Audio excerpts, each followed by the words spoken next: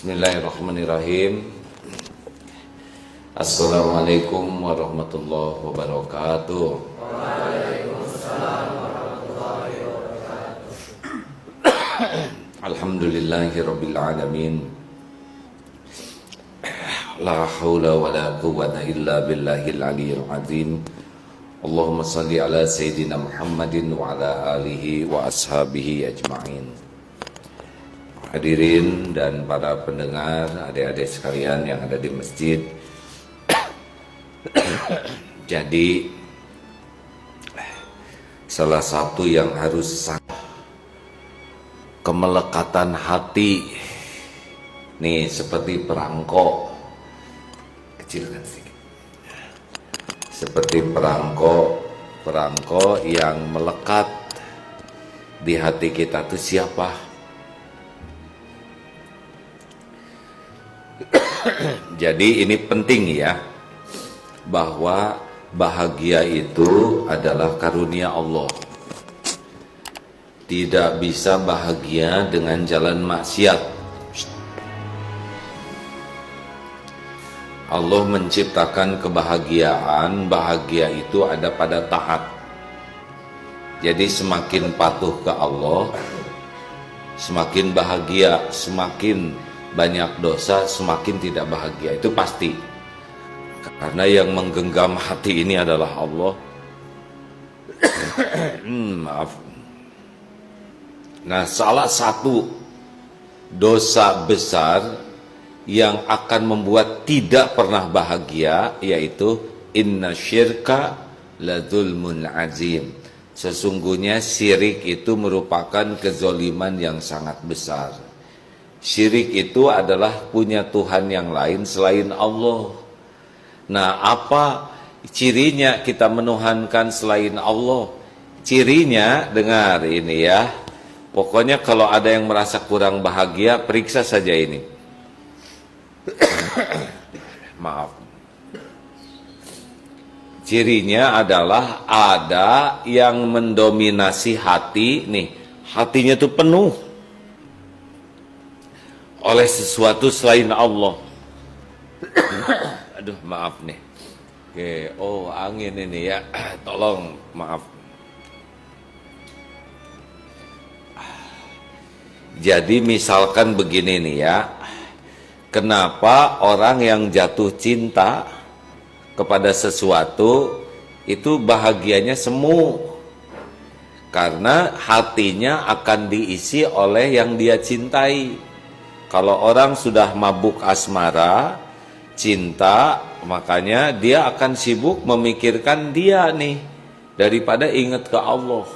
Nanti dalam sholat, caranya lihat, dalam sholat siapa, apa yang mendominasi. Nah itu sudah ciri-ciri tuh. Harusnya sholat itu kan ingat ke Allah. Tapi bagi orang yang punya ilah, punya Tuhan yang lain, itu masuk dalam sholatnya. Ada yang menuhankan pekerjaan, ada yang menuhankan jabatan, ada yang menuhankan harta. Maaf, ada yang menuhankan pujian orang, ada yang menuhankan suami, istri, atau yang belum jadi suami, yang belum jadi istri. Pokoknya kalau ada yang terus-menerus memenuhi hati kita, tidak bahagia. Karena yang harusnya memenuhi hati kita siapa? Allah. Aduh, maaf. Saya itu tidak boleh minta-minta air. Nunggu kesadaran saja. Jadi tidak usah heran kalau hati kita didominasi oleh sesuatu, maka tidak bahagia. Periksa saja. Aduh, maaf. Maaf sahabat-sahabatku nih, masih batuk-batuk aja. Maksud dari pertemuan ini la ilaha illallah itu tidak hanya di lisan saja, tapi periksa nih ke hati kita, siapa yang mendominasi hati ini. Pokoknya kalau sudah ingat terus, ingat aja kepada sesuatu, kemudian ingin dekat, mau berkorban apa saja untuk sesuatu itu, kemudian takut jauh dan ingin selalu dekat dengannya, kepikiran terus. Nah, ini sudah mulai nih menjadi ilah kita. Pasti tidak bahagia, pasti tidak bahagia.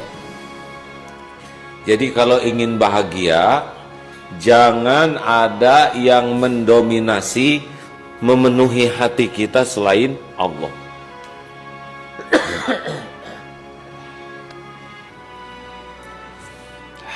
Terus bagaimana caranya? Caranya adalah setiap kali ada hangat kah? Setiap kali hati ini mengingat sesuatu, ada yang hangat enggak, Dek? Maaf. Maaf ya. Minum dulu, maaf.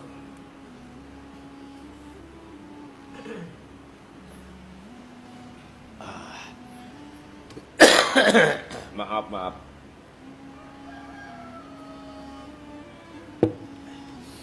Setiap hati ini didominasi oleh harap dan takut kepada sesuatu, harus segera sadar. Oh, hati saya sudah dipenuhi oleh selain Allah. Ini yang membuat Allah cemburu dan membuat tidak diberikan ketenangan di hati kita. Makanya berbahagialah yang tidak jatuh cinta. Jatuh cinta tuh bikin tersiksa. Kalau tidak hati-hati sudah selesai tuh bahagia tuh. Bahagianya palsu, bahagianya semu. Apalagi jatuh cinta sebelum menikah, itu jurusannya pasti mendekati zina. Dan itu perbuatan yang sangat dilarang. Dan tidak ada bahagia yang asli di dalam dosa. Bahagia palsu seperti fata morgana. Sepertinya melihat air padahal tidak ada apa-apa. Jadi gimana caranya? Caranya adalah ketika ingat sesuatu, nih dengar adik-adik atau siapapun yang lagi hatinya dilanda asmara, segera tutup dengan zikrullah. Jangan lama-lama. Karena kalau lama-lama dengan selain Allah, hilang bahagia. Kalau hati sudah mulai tidak nyaman, sudah gelisah, itu pasti ada selain Allah yang mendominasi hati kita. Aduh, maaf nih. Angin. Ada yang bisa bantu? Dek. Nah, maaf hadirin, kena angin tuh jadi lemah ini. Jadi penting sekali sekarang semua memeriksa hati. Kalau sudah mulai banyak risau, gelisah, resah, tidak enak, nah ini sudah nggak nyaman, sudah merupakan tanda-tanda peringatan dari Allah ada yang salah di hati kita. Apa sih? Nah, periksa. Biasanya ada selain Allah yang mendominasi.